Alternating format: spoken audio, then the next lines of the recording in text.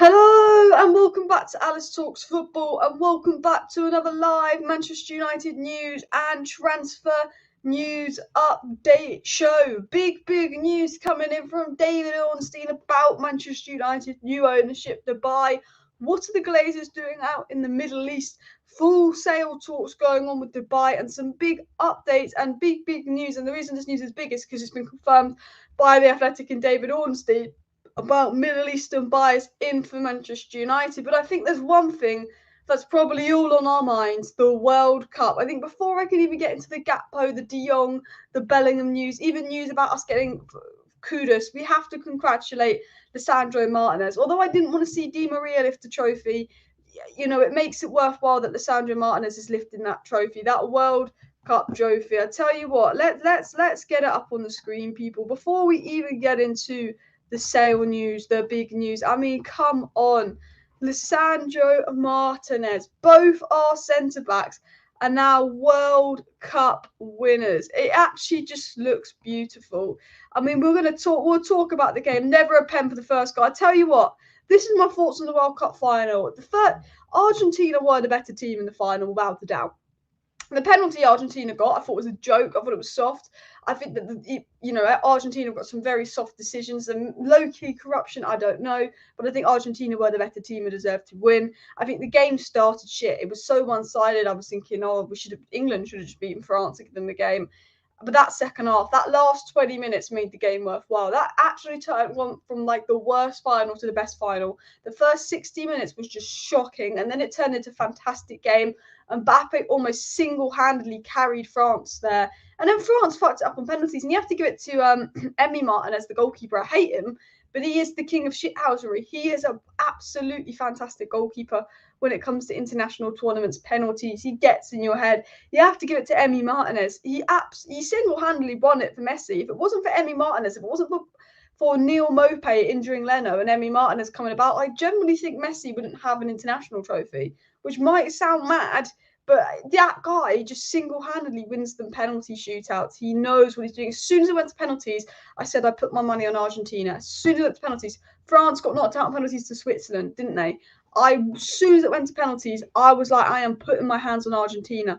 I do want to get into the big story on new ownership and the Glazers and all of that, but I think we just have to talk about the final and all of that as well before we get into the Middle Eastern buyers looking to buy United, which I'll talk about in 2 minutes. But we don't want to see Snake Di Maria winning it.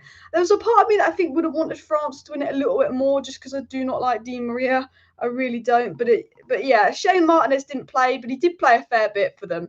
He played a fair part in them winning the World Cup. I think he played every game but the final as well. And I can't stand Emi Martinez either. Do you know what he did to Bruno? Really pissed me off when Bruno missed versus Villa. But at the end of the day, I don't like Emi Martinez, but he is the absolute king of shithousery. And as Gaz says, smash the lights for Alice. But let's just look at this.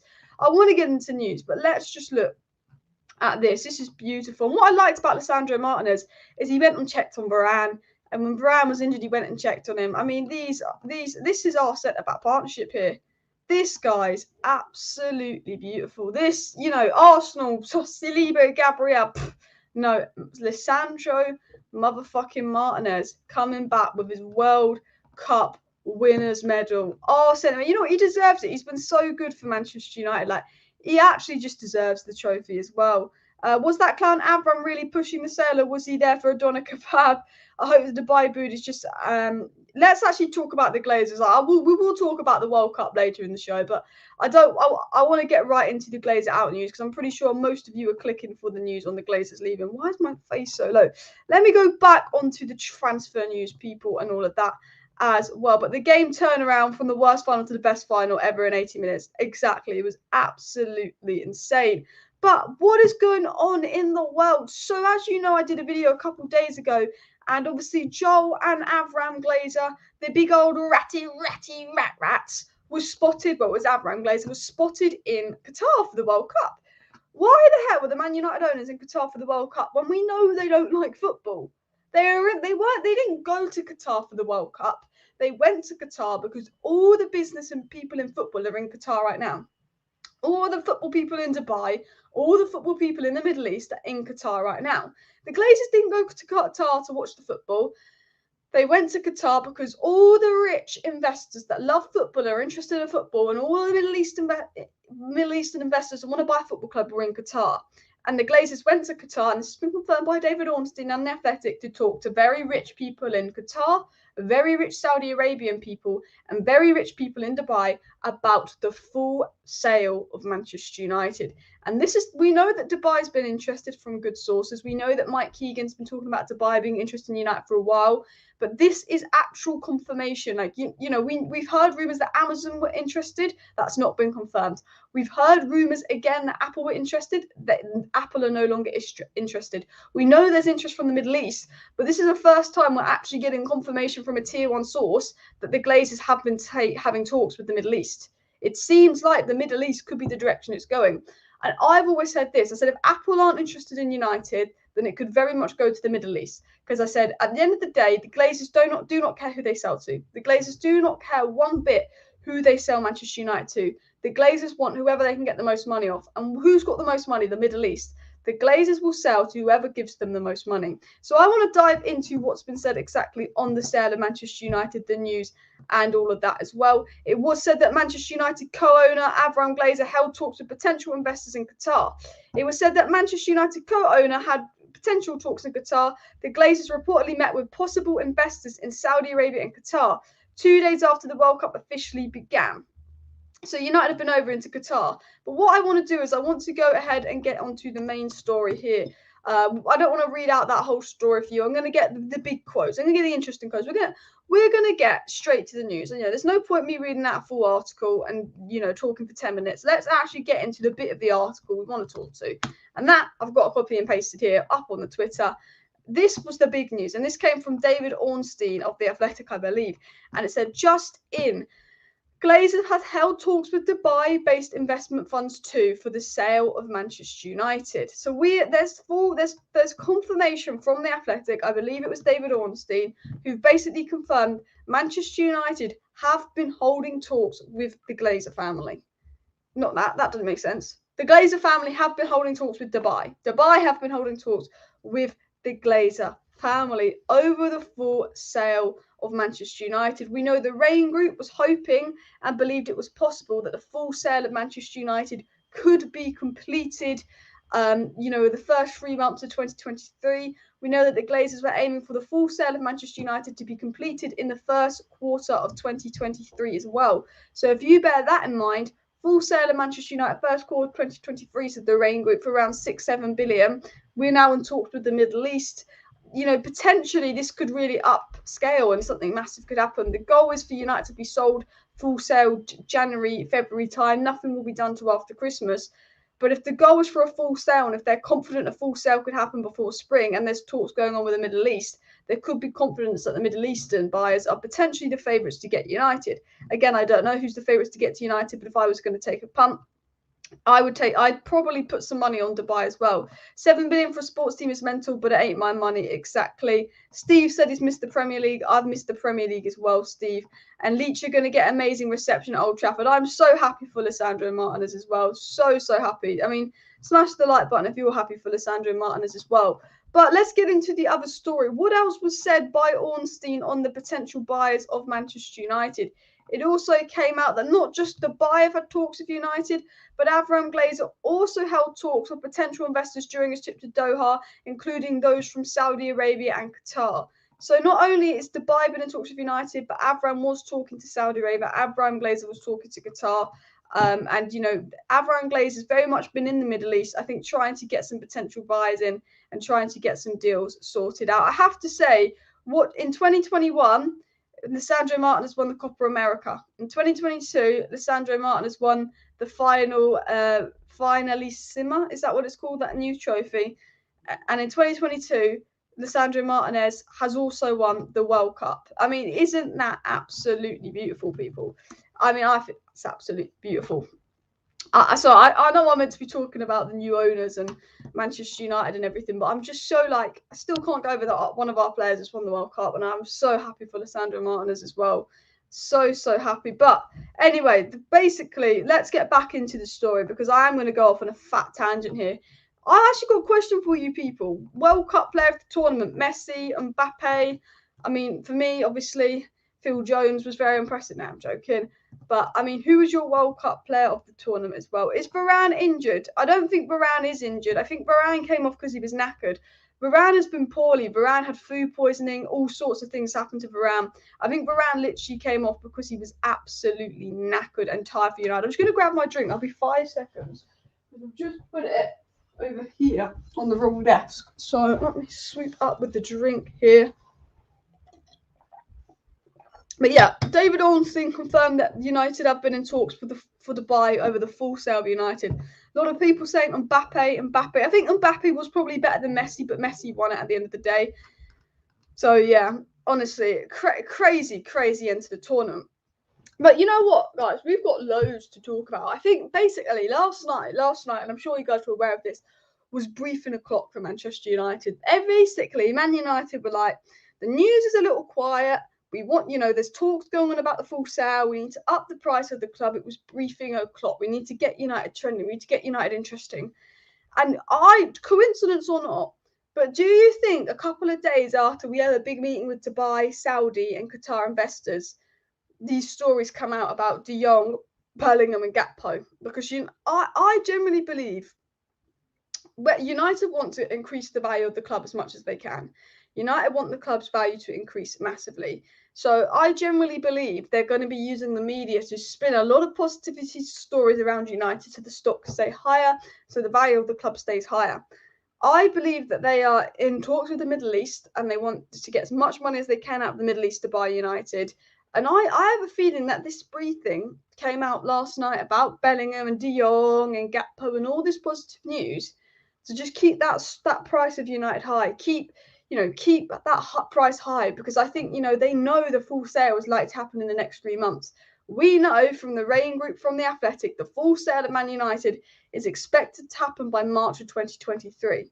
If the full sale is expected to happen by March 2023 and we're holding talks actively with the Middle East, I would make a guess that we're talking to the Middle East. This is the problem, though. We could be talking to the Middle East and getting an investment from Dubai. We could be talking to the Middle East and getting complete new owners from Dubai. The thing we've got to keep an eye on for, and the thing you've always got to remember, is there's a possibility the Glazers stay and we just get investment. The talks with Dubai is over the full sale. Dubai want the full club and Dubai have the money to get the full club, and the Glazers right now could be doing anything they can to increase the value of the club. But we don't know this. We also know, as well as talking to Dubai about the full sales, they also had talks with Qatar and Saudi investors. Now, this puts us in a position, these talks with Qatar and Saudi investors, this puts us in a little bit of a difficult position. And the reason I'm going to say that is because what the Glazers did is, with the Newcastle owners, they basically offered them a 20% stake for 700 million, where they wouldn't have any power, but they would have a bit of that. And obviously, Newcastle owners said no. The Glazers, I'm worried that this is what they're doing. I don't think they'll be successful in it, but I think the Glazers are going to Qatar and going to Saudi Arabia and basically offering them a 20% stake where they have no say, no power, so they can get a load of money and from investment abroad. I think that's what the Glazers want. I think that's why they're talking to Qatar. That's why they want Saudi Arabia. But I don't think Qatar or Saudi Arabia are stupid enough to give the Glazers a shit ton of money and not have a say on how the club is controlled. That's why I think, Dubai coming in for the full sale is a lot more likely. It was said by Ornstein, Romano, Simon Stone that while, the investment can't be ruled out and while the full sale isn't guaranteed, it does seem that the full sale of United is a lot more likely than getting new owners in and new owners investing and all of that as well. We will talk about Gakpo. We will talk about Enzo Fernandez. Enzo Fernandez and Julian Alvarez are 2 World Cup winners that, if we'd listened to Ralph Rangnick, could be at Manchester United for less than £50 million. Glazers need to get the F out. Completely agree as well. And Elon dining with Avram in Qatar. Is he actually? I wouldn't even be the slightest bit shocked if Avram's gone and sat with Elon Musk now. I tell you this now, all the multi-billionaires out there right now are in Qatar. And I think that's exactly why Joel and Avram Glazer have gone. Because I think, does Avram Glazer give a fuck about football? No. Does Avram Glazer give a fuck about the fact that all the richest Arabs right now are in Qatar and the people like Elon Musk are in Qatar? Yes. Because what's Avram Glazer's priority, people? What is Avram Glazer's priority? Is Avram Glazer's priority going to the World Cup to watch the football, or selling Manchester United for the most amount of money possible. Avram Glazer is more interested in getting as much money as he can for his pockets because he cares about money more than football than watching the World Cup games. And if you're Avram Glazer and you see all these rich multimillionaires in Qatar and you're trying to sell the club, that's what's happening. Rain Group, who's in charge of the sale, looking for a full sale. Exactly. Rain Group came out and said they're looking for a full sale. And Glazers must sell. Investments won't bring in enough money. Exactly. If we get investments, we need like $1 billion to pay off the debt and like $3 billion to need to build the new stadium. Like the investment that the Glazers would need is only a little bit less than how much the full sale would be. So we'd be absolutely crazy not to go for the full sale because, again, as I've said, the investment that we need is just on another level as well. Absolutely crazy. I mean, as I've said, I mean, if we go back to some of the news as well, we know that basically Avram Glazers had talks with, Saudis, in Doha, the Qatar people as well. But if we actually go here, we'll just put rain in from people you follow, because I'm sure it'll come up right at the top. Yeah, as David Ornstein said, Man United co-owner Avram Glazer held talks with potential investors, including those from Saudi Arabia and Qatar, during Doha trips. And the nature of the talks was unclear, but it comes amid Rain Group aiming for the full sale in the first quarter of 2023. And if you don't know what the first quarter of 2023 is, that is January, February, March. Basically, the goal of the people selling United is to get the full sale bish bash bosh done and completed by March time, by springtime. And the people they're currently in talks with are Saudi Arabia, Qatar, and Dubai. So there's a lot of money there as well. Exciting times. Manchester United is going to be Emirati. I wonder how many matches in Dubai with Man City. I don't think it's not guaranteed we'll get Emirati. We know, and this is a fact, and I want to reiterate this with you. Man United are in talks with Dubai. United in the Middle East trying to sort something out with the Middle East. There's a chance that the Glazers stay and we get investment for the Middle East where they don't have power. But I think the people in the Middle East would want power, and I think that's harder to do. Two, there's also been talks of American investment companies. American investment companies have been interested. Jim Ratcliffe has been interested, and the Middle East has been interested. Jim Ratcliffe has no chance of buying Manchester United or getting Manchester United unless he gets a rich consortium behind him. Because as it's been said before, the Glazers will sell to the highest bidder. The Glazers will sell to the person that will give them the most money. The Glazers aren't sitting there and saying, I'm going to sell to whoever's going to be the best next owner of Man United. The Glazers couldn't care if the next owner of Man United was worse than them. They couldn't care. The Glazers want to give Man United to the team that's going to offer them the most money. Can Jim Ratcliffe compete with big US companies? No. Can Jim Ratcliffe compete with the Middle East? No. Jim Ratcliffe, for me, unless he gets a consortium, will not get United. The Middle East, I think, potentially are the favourites, as well as American investment companies. It's one of two situations. A, we get investors in and the Glazers stay, and those investors are freaking fools, and there'll be US or Middle East investors. Or B, it's someone from Dubai, Qatar, and Saudi Arabia. And I think with the amount of money in the Middle East, I think the Glazers will be looking for a Middle Eastern sale, because we know the Glazers would not turn down $6 billion for United. And you've got to be quite wealthy to have $6 billion to buy United. And what I will say about the Middle East, and some people aren't the biggest fan of the Middle Eastern owners, they aren't the biggest fans of the idea of owners in the Middle East because there's some like moral and cultural issues. Every millionaire has got moral and cultural issues. You've got to remember that it's not just a Middle Eastern problem. I think that's just Western media for you. There's a lot of issues in the world regarding, ownership, morals, billionaires, and all of that. But one thing I tell you about the Middle East is they are passionate about football. I don't want to stereotype it and say all American investors will be bad. I don't want to, because we could get really good American investors. I don't want to completely stereotype it. But just, if you was to stereotype it, the Middle East is crazy about football. They love football. Look at PSG, look at Man City, look at Newcastle. They are crazy about football. They want to do well. The US, the football's not their main sport, or soccer. They have their own football, they have their own baseball. US investors are more about the money. And I do think if I was to get new owners for United, Dubai is appealing for me because I think, not only do they have the money, but I think they'd want to make United great again. I think they'd want to make Manchester United a powerhouse again. I think that would be the priority. I think they love the game. And as Rob says, politics aren't solved on the football pitch. Dubai me up exactly as well. I just think, for me, Dubai could probably be the best. Can Ratcliffe be CEO while own Dubai? They'd have to come together. I think it would be a difficult deal to do. We will get into the De Jong news actually as well. And it's either a full sale or nothing. Who will put 2-3 billion without seeking control in the Glazers' pocket? Exactly. I think the full sale was more likely because you've got to be stupid to give the Glazers that kind of money, but you never know. And I don't think billionaires are stupid enough to give the Glazers money with no ownership. Exactly. That's why I think the full sale is a lot more likely. And pick up Gaz, are we ever going to get rid of that disgusting family? Hopefully, Gaz, they'll be gone before the end of the season. The aim of the Rain Group, the reliable journalists are saying, the full sale of Manchester United is very likely before spring if it's going to happen, and we know the aim is the full sale. So hopefully, you're absolutely right, Gaz. I do want to get into the De Jong news, people. Should we get into this? But there's been a lot of news surrounding United today. It has been an absolutely crazy day for football news, updates and more. So let's go and dive into some of the De Jong news. We've got news on De Jong, we've got news on Cody Gakpo, even news on João Felix. I mean, guys, today is absolutely crazy regarding United news. We've got stories on Jude Bellingham. I don't know if you watched my video earlier today, but Manchester United are going back in for Frankie de Jong. I know what you're thinking, Alice. I'm not Alice sitting for another de Jong saga. Alice, please tell me there's not going to be another de Jong saga. I hope there's not going to be another de Jong saga. I cannot be asked to deal with it. But it was said that, obviously, de Jong was very close to leaving Barcelona for United last summer. And it's been said, basically, that Erik Ten Hag is interested in going back in for Frankie de Jong, who's communicated privately with Ten Hag he'd be open to joining Manchester United, people. I mean, the de Jong saga is really dragging on. And that Man United plan on revisiting de Jong next summer. That is the plan. Man United planning on revisiting de Jong next summer. Hopefully it won't drag out. If we do revisit de Jong, we need some kind of verbal agreement from de Jong on paper that he's just going to join us, because I do not want to be wasting 3 months on de Jong again. Like my body could not cope with that. Guys, we're 12 likes away from 100 likes, so please do smash that like button if you have not already as well. It was also said Manchester United co-owners Avram Glazer met potential investors in Qatar, as we know. Shall we get into the Gakpo news? We're going to go back to Twitter.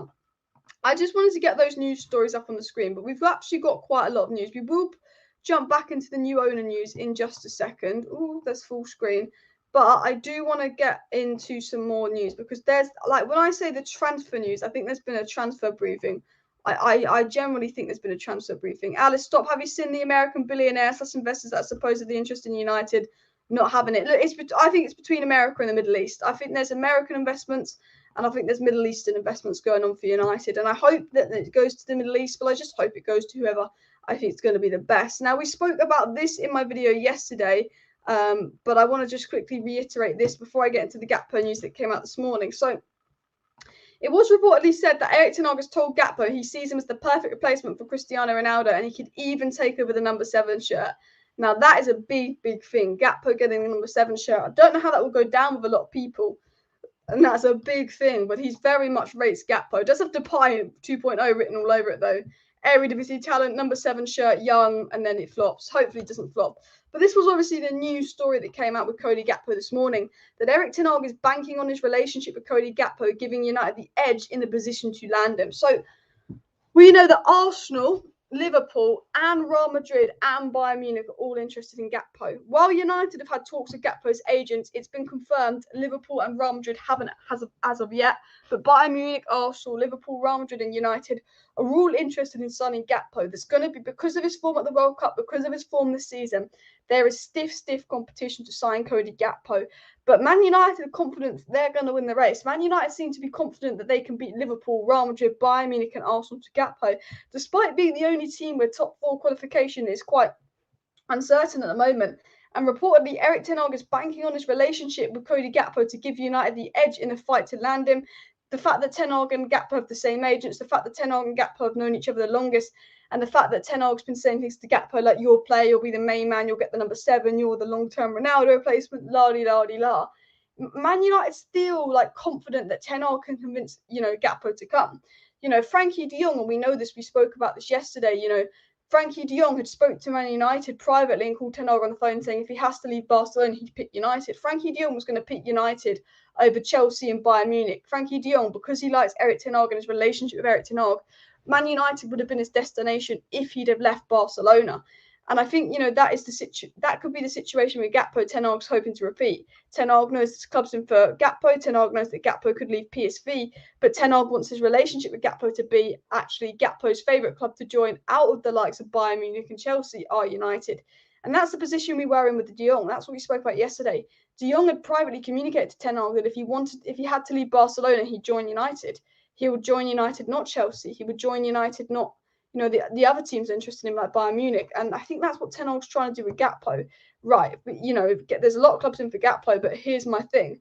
Congratulations to all the Messi supporters. I wanted Argentina to win the World Cup because of our defender Martinez. Do you know what annoys me is people are using Messi winning the World Cup to slander Ronaldo. Messi winning the World Cup has nothing to do with Ronaldo. People are so obsessed with putting Cristiano Ronaldo down that they are celebrating Messi win the World Cup just so they can say, oh, he's better than Ronaldo. It doesn't matter who's better or who you think's better. Everyone's going to have an opinion who's better, Messi or Ronaldo. But if your first thought when Messi wins the World Cup is, told you so, he's better than Ronaldo, I just think it's a bit pathetic. Like, there's a lot of people out there who just want to put Ronaldo down, that are celebrating Messi winning because it puts Ronaldo down. And it's sad that there's this massive hate narrative in Cristiano Ronaldo, that people are so love seeing Messi succeed so they can put Ronaldo down. Ronaldo is 3 years older than Messi. Why are we comparing a 38-year-old and a 35-year-old?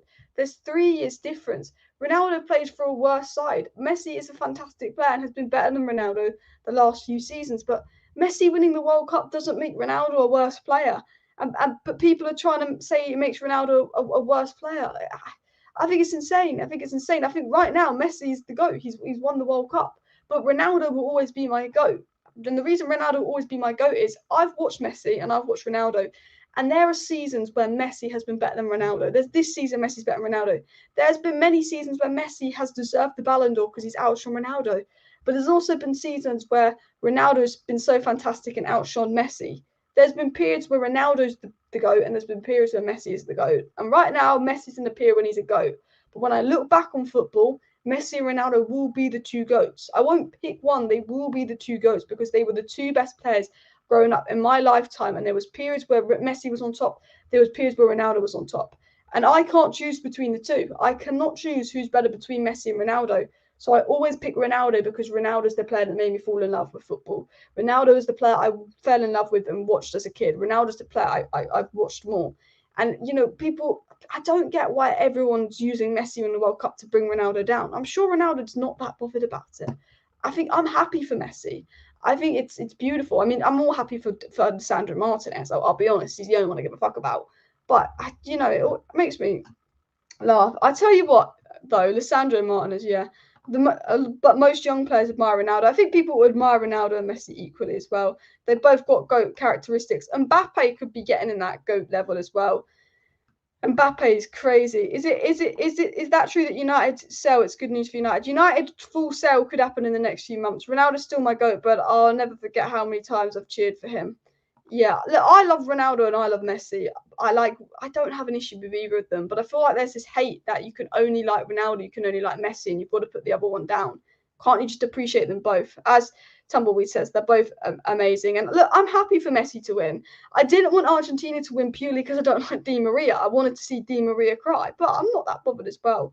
But Leach got himself some minutes. There's people saying, oh, why are Man United celebrating Lisandro Martinez winning the World Cup? He started half their games. He played more than half the minutes that he could have played for Argentina. He's been pretty good for Argentina. Yes, he didn't play in the final, but he did play in a fair few of their games. Someone said Erik Ten Hag fraud is unproven and seems like he can only work with players he was dominant over from his past. Erik Ten Hag's been able to work with Casemiro, Lisandro Martinez. I tell you what, I can't wait for Erik Ten Hag to get some investment in. I can't wait for new owners. And you know what? One of my favourite things about Ten Hag is he basically Ten Hag came out publicly and said new owners would be good for United. Ten Hag came out and said new investment, new owners would be really, really good for Manchester United. That's what Ten Hag said, because Ten Hag knows that if he wants to succeed at United, he needs to get those players in. He needs that Gakpo. He needs that Frankie de Jong. And we don't have the money to get Ten Hag exactly what he wants as well. Premier League needs Mbappe. I tell you what, Mbappe needs to get out of that French league because he's a very good player. And I think, he's better than Haaland. But the reason Haaland's in the same debate as Mbappe is because Haaland's in the Premier League and is doing it in the big leagues. We need to see Mbappe in the big leagues. He needs to get, I say to this day, Mbappe needs to get out of that shit league. Needs to get out of that shit league as well. Ten Hag is Glazers out. I love it. Ten Hag is Glazers out. I don't get how you can dislike Ten Hag. I think he's a fantastic manager and I think he's doing a good job. I mean, Yeah, there's reasons why Ronaldo's my idol. The thing is, Ronaldo's the player that made me fall in love with football. I can't pick between Ronaldo and Messi in terms of who was better, because there's periods where Messi's been better and there's periods where Ronaldo's been better. But Ronaldo, I will always pick over Messi if I had to pick one, because he's the player I watched more. He's the player that made me fall in love with football. You know, I've watched Messi, but I've not watched Messi to the level I've watched Ronaldo. I don't watch Barcelona religiously like I watched United. You know, so that's always my thought process on it as well. I think we may be getting Mbappe in July. I don't think United are going to get Mbappe. You know what? If we get really rich new Arab owners, Mbappe to United, people, come on. I know he's got some attitude problems, but this would be amazing. United get fuck off massive rich new owners, absolutely fantastic. Bish bash bosh, boom. And then their fuck off rich new owners, they bring in Mbappe, they bring in Frankie de Jong, they bring in Jude Bellingham, and they can bring in the lot. And that will be absolutely fantastic. But you know what? Mbappe would be brilliant at United, because you'd have Haaland at Man City and you'd have Mbappe at Manchester United battling out in the Premier League. And although I don't think he would ever be the level of Messi and Ronaldo, you know, to be fair, Man U and Liverpool are really the Barcelona and Real Madrid. Man U and Liverpool are the two biggest clubs in England. But Man City is the best club in England. Man City, Haaland, Man United, and Mbappe battling it out. That would be pretty cool. Like, that would be pretty cool, let's be honest. But it's never going to happen. Guys, I just want to throw this out. I am 9 subscribers away from 54.4k. I'm on 54,391 subscribers. Only 9 subscribers to go. So if you're watching right now and you're not subscribed, please do just go ahead and click that subscribe button, because there will be a video out tomorrow morning. There will be a live stream tomorrow evening. If you want to stay up to date with all the latest Manchester United news, transfer news, updates and more, do subscribe to the channel, because I do go live every evening on the channel. I do a morning update video every morning, keeping you up to date on the news as well. Mbappe will go in 2024. I still think Mbappe to Madrid is going to happen. I know Real Madrid were pissed off with Mbappe and said it wasn't going to happen, but I do think it will happen as well. Deschamps is a good manager, but he should start Saliba next to Varane. I tell you what, Upamecano, most overrated centre-back out there, isn't he? Overrated centre-back out there. So overrated as well. But I think Mbappe will go to Real Madrid. But let's carry on with the news. I'll keep going in a tangent, but it is the World Cup as well. There's some more news on Gakpo to Manchester United coming out, people that I do want to go ahead and get into as well. This next story said Ten Hag worked with Gakpo when he was in charge of PSV Academy more than a decade ago and maintained a friendship with the player and his family during his emergence as one of the Eredivisie's top performers. Now, I think this is a particularly interesting story. And the reason I think this is a particularly interesting story is I didn't know this before today. I didn't know that Ten Hag had actually worked with Gakpo before. Yes, it was as a youth player, but Ten Hag knows Gakpo. He worked with Gakpo before growing up. We obviously know that, in the summer it was Man U, Southampton and Leeds in for Gakpo. There wasn't the Real Madrids or Liverpools in for Gakpo in the summer. Now Gakpo's been good. The Real Madrids and Liverpools are going in. But if you're Cody Gakpo, you know that Ten Hag's appreciated and wanted you for a while. You know that Ten Hag's a player that you've got a good relationship with. And if you're Cody Gakpo and you're making a move from the Eredivisie to a big league, yes, Real Madrid's probably more appealing. Yes, Bayern Munich's probably more appealing. And, but then if you're like, okay, I'm going to a harder, bigger league, the Bundesliga is, the easiest thing to do. Bayern Munich dominating, but more competition. I'd have to compete with Mane, Sané. I'd have to compete with, a lot more people in the Bundesliga. Koeman as well. Bayern is good. It's easy. It's a safe move. If you're going to go to the Premier League, there's Liverpool, there's United, there's Arsenal. It's the Premier League. From the Eredivisie to Premier is a big jump. And, if you know that Ten Hag wants you and you know that Ten Hag knows you, so a lot of it is, if that manager really knows and trusts me, I know I'm going to get a chance to prove myself. And if I was Cody Gakpo, I would go to United. Probably because I'm a United fan and I'm probably looking at this from a biased perspective. But I would look at what Ten Hag's done with young players. I'd have familiarity with what Ten Hag's record is with young players, how, the Sandro and all of the other players who are going to Man United are doing. But also take into account that Ten Hag's wanted me longer. And that Ten Hag and Man United getting new owners and Man United being thin on attack guarantees game time. This manager knows me. He still wants me. He wanted me before I was in crazy form. He knows that I fit his plan. For me, if I was Gakpo, I'd go to United. I know Real Madrid's appealing, and I know Real Madrid is like a bigger move than United. But at Real Madrid, he's got to compete with Vinicius. He's got to compete with a lot of players at Real Madrid. I mean, to be fair, they don't have as many good players as they did. But I think at United, he very much knows he's going to. It's probably a safer move for me. If I was Cody Gakpo, maybe I'm looking at this with complete bias, but yeah, I absolutely agree with Rob here. Rob says he wants Gakpo on January 1st, and this is the case with Erik ten Hag. Erik ten Hag has gone to the Manchester United board, and he's literally gone and said to the United board, I want Cody Gakpo, and I want Cody Gakpo quick. I need a striker. I want a striker quick. And ten Hag's pushing and pushing and pushing the board to sign Gakpo. We know that this was confirmed by Rob Dawson of ESPN, that ten Hag wants Gakpo quickly. I'm sure if I typed in the phrase Gakpo quickly, a story would come up by someone reliable, because there's been so many reports on this that ten Hag, ESPN reporting, ten Hag wants to get Cody Gakpo to United quickly. He wants to get him quickly. And the reason ten Hag wants to get Gakpo quickly is because he knows there's a lot of games in January. He knows we're going to be playing a lot of games in January, and he wants Gakpo to be playing a game on the 4th of January. If we're negotiating with Gakpo and we drag this on and we don't get Gakpo to the 26th of January, he can't play to the 30th of January. And we've played 8-9 games that we could have had Gakpo in.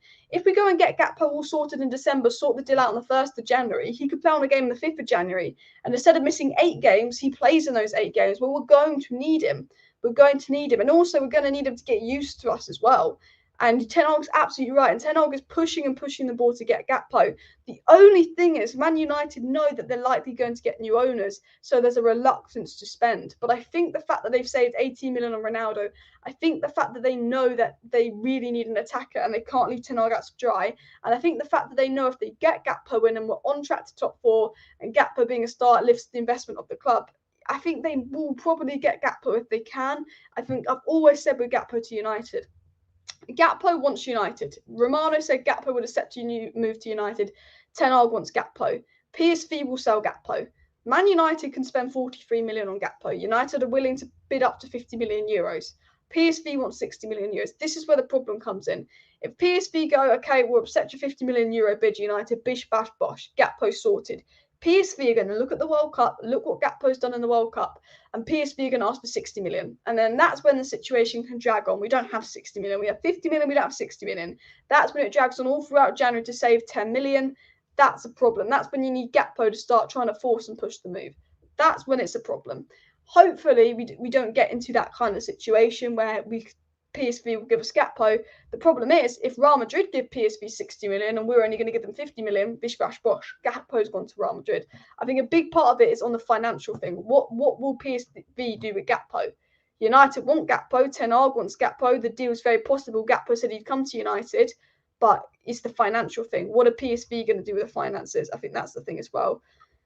Upamecano's is a very overrated defender. I mean, Konate's better, Varane is better as well. Keep smashing the likes, people, and of course, do subscribe down below if you're new. We are on 54,393 subscribers. I'm 7 subscribers away from 54.4k, so please do click that subscribe button if you're new to the channel. Erik ten Hag wanted all his signings early, and we saw what happened last summer. Last I checked, people running recruitment, unfortunately. You're absolutely right. Alex B makes a very good comment here. Ten Hag's made it clear he wants Gakpo quickly, but he made it clear he wanted Antony quickly. We didn't get him until pretty much deadline day. This is the problem. Ten Hag wants his players quick. Could I see us getting Cody Gakpo, or if we miss out on Cody Gakpo, getting a signing end of January? Yes. I wouldn't be shocked if Manchester United completely mucked it up, missed out on Gakpo, and then brought someone in January 27th, and by the time we get them in, we've already played 8 games in January that Ten Hag could have used them for. Ten Hag wants a player, and Ten Hag wants a player quick. Would I be shocked if Man United messed it up? Not in the absolute slightest as well. Don't worry, they will drag out this Gakpo recruitment, already getting BS stories about summer targets that aren't going to happen. I think De Jong is possible, but I think it's difficult. But I think Jude's not going to happen, and United are ready with the PR spin. Antony, Gakpo, Rashford up front. That would be very interesting to see, wouldn't it, as well? And Man, you just need to pay 40 million. I think we could get him for 40 million, but again, it depends on competition. I do want to get into a few more stories as well. We know that Man United's #1 priority is getting a striker, and that was confirmed by Simon Stone. But I do want to get into the Bellingham news before I do wrap up the live stream, because it was said that Manchester United will move to sign Jude Bellingham in the summer and will sell him the idea of becoming the leader of the new era of Old Trafford to tempt him. Manchester United want to sign Jude Bellingham. I don't think we'll sign Jude Bellingham. I think it's a dream. I think United will try and sign Jude Bellingham. I think United will try and go out there to sign Jude Bellingham, but I don't think we'll be successful. I think maybe if we've got really rich new owners and we can convince Bellingham to come, possibly, but I don't think we'll be successful. I think, again, this is a briefing, a PR spin.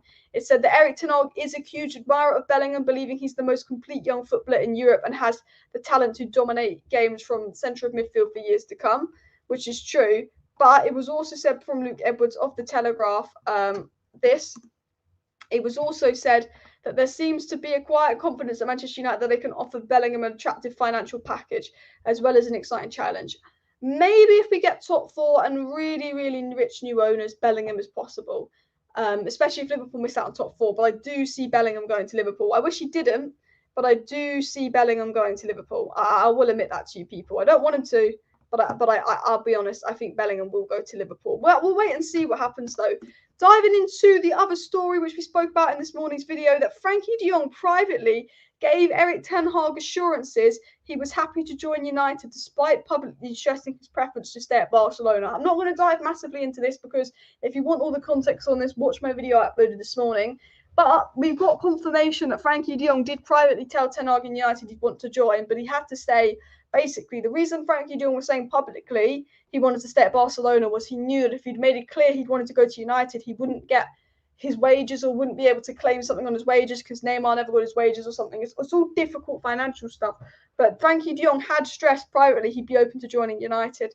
And if Barcelona want him out this summer, I think the deal's possible. But I think Barcelona are more happy with de Jong staying now. I think de Jong's first choice is staying at Barcelona. But I think if he had to leave Barcelona, he'd pick United because of Ten Hag. But I think de Jong wants to stay at Barcelona. I think he probably will. But I think, again, if we're in a situation next summer where he has to leave Barcelona, I think United would beat the likes of Chelsea and Bayern because of his relationship with Ten Hag. And we know that basically what de Jong had said to Ten Hag is, if I have to leave Barcelona, I'll come to United. I'm happy to join United if I have to leave. I'm happy to join.